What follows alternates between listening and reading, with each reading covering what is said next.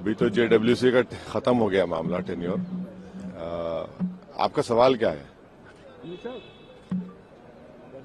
आपने कहा कि जेपीसी का जो रिपोर्ट है उसके अनुसार वक्त पर कंट्रोल होगा, लेकिन हम 1 इंच जमीन नहीं देंगे, चाहे दरगाह हो या मस्जिद। देखिए, जो फाइनल रिपोर्ट दी गई है और जो बीजेपी के एमपीज ने जो अमेंडमेंट्स दिए, जो उनकी न्यूमेरिकल स्ट्रेंथ के ऊपर उन्होंने उसको पास करवा लिया, और अपोजिशन ने जो अमेंडमेंट्स दिए उसको हम लोग पास नहीं करवा सके क्योंकि हमारे पास स्ट्रेंथ नहीं थी।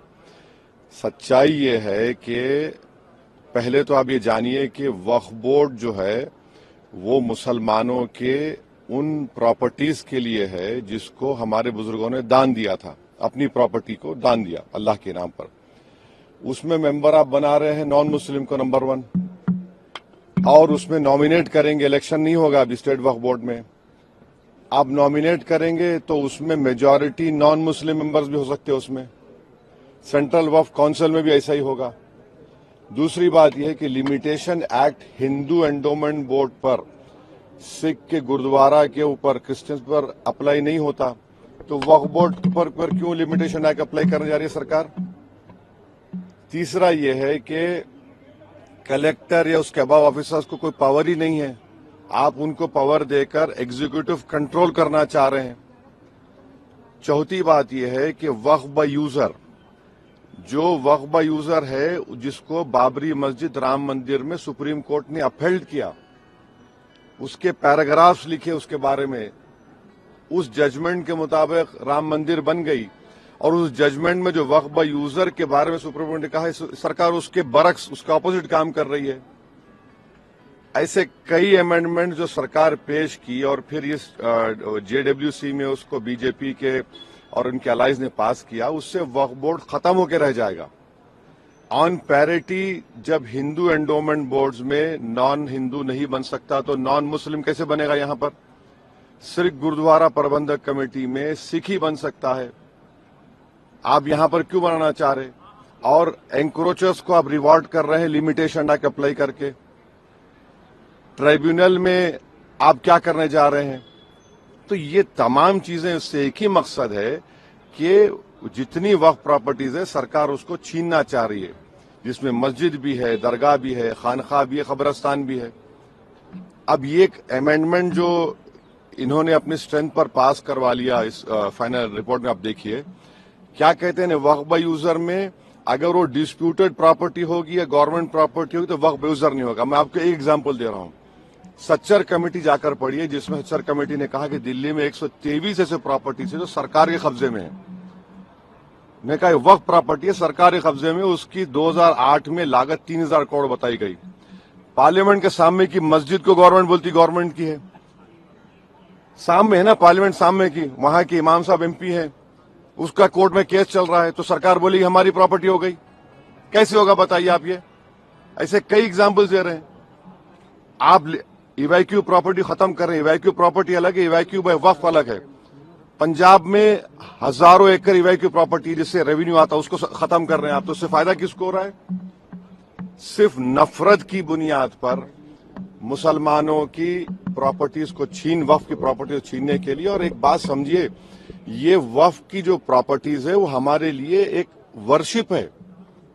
नमाज हम पढ़ते हैं मगर ये भी हमारा एक वर्शिप है, उसको हमको उससे महरूम करना चाह रहे, ये हम इस कह रहे हैं। तो इनका मंशा और मकसद तो वो एक ही है ना, वक्फ प्रॉपर्टीज बचाना नहीं है, छीनना है।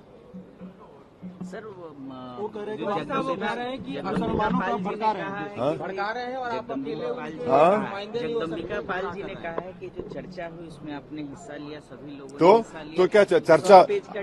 अरे चर्चा, इतना गलत काम जगदम्बिका पाल ने किया चेयरमैन, वो उनमें इतना पार्लियामेंट्री उनको रूल्स मालूम होना चाहिए। अगर मेरी रिपोर्ट दी गई थी उसके 9 पेजेस को और मुख्तलिफ 8 से 10 पैराग्राफ्स को उन्होंने ब्लैक कर दिया। और रूल पोजीशन ये है, हमने स्पीकर साहब लेटर भी लिखा, अगर आप किसी मेंबर के डाइसेंट रिपोर्ट को अगर आप उसको इंक्लूड नहीं कर रहे तो आप इन्फॉर्म करना चाहिए, मुझे बताना चाहिए। अब मिसाल के तौर पर ड्राफ्ट रिपोर्ट में पढ़िए, आप लिखा गया कि वो रेकमेंड कर रहे हैं रिपोर्ट में कि ट्राइबल लैंड को वक्फ डिक्लेयर करना नहीं चाहिए। लीगली एक मुसलमान ट्राइबल हो सकता है, और इस पार्लियामेंट में 10 मर्तबा के एमपी एक मुस्लिम ट्राइबल थे, सईद साहब लक्षद्वीप के। आप उनसे कहेंगे वक्फ मत करो, इसका असर क्या होगा लक्षद्वीप में? कितने ट्राइबल मुसलमान हैं? आप हम लिख के दिए कि ये लीगली रॉन्ग पोजीशन है आपका, आपने उसको ब्लैकआउट कर दिया। कई चीजें हम जो लिखी फैक्चुअल जो है उसको उसने ब्लैकआउट कर दिया, और इन्फॉर्म तक नहीं किया हमको। ऐसे कई अपोजिशन मेंबर्स की रिपोर्ट को ब्लैकआउट कर दिया उन्होंने। तो ये मनमानी की उन्होंने उसमें ना, तो देखिए 391 का रूल है, डायरेक्शन 91 भी मानते हैं, मगर आपको तो रीजन बताना चाहिए। फैक्चुअल को आप चीजों को आप उसको ब्लैक कर देते हैं। आपका डिसाइड नोट कितना पेज का था? डिसेंट नोट तो हमारा बहुत लंबा था, जिसमें से कई फैक्चुअल जो चीजें थी, इसको चेयरमैन साहब ने अपने पावर्स का very narrow and parochial interpretation लेके ब्लैकआउट कर दिया उसको। फिर हम लेटर लिखे स्पीकर साहब को, अपील किए उनको डायरेक्शन 91(2) में कि सर इसको आप इंक्लूड करिए, इसमें देखिए आप सच्चाई है इसमें पूरा, इसमें कोई गलती नहीं है। अब स्पीकर साहब के पास है वो। साहब लेकिन कुछ तो डाइल्यूट किया गया है बिल्कुल। क्या डाइल्यूट किया गया बताइए? नहीं आप बोलिए डाइल्यूट किया गया, बताइए बोलिए। वक्फ बाय यूजर वाले हम तो आपको एग्जाम्पल दे रहे हैं ना भैया। आप कह रहे हैं डिस्प्यूट होगा गवर्नमेंट प्रॉपर्टी की, डिस्प्यूट के माने आपने लिखे उसमें, डिस्प्यूट कुछ भी हो जाएगा।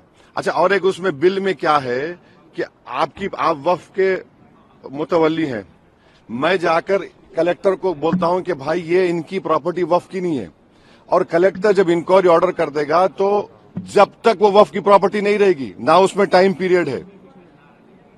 अब कलेक्टर इंक्वायरी लेगा, मेरी वक्फ प्रॉपर्टी खत्म हो गई, इंक्वायरी का टाइम लिमिट नहीं है। और कलेक्टर कौन होता है? कलेक्टर गवर्नमेंट अपॉइंट करती नहीं करती, तो ये सेपरेशन ऑफ पावर्स का वायलेशन भी है। कहां से होगा बताइए?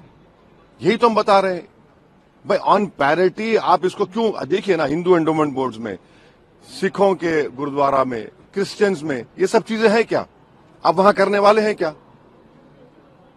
अच्छा, वक्फ फंड आता था 7%, उसको आपने कम कर दिया 5%, और अमेंडमेंट क्या किया? What ever the number government signify है और कम हो जाएगा।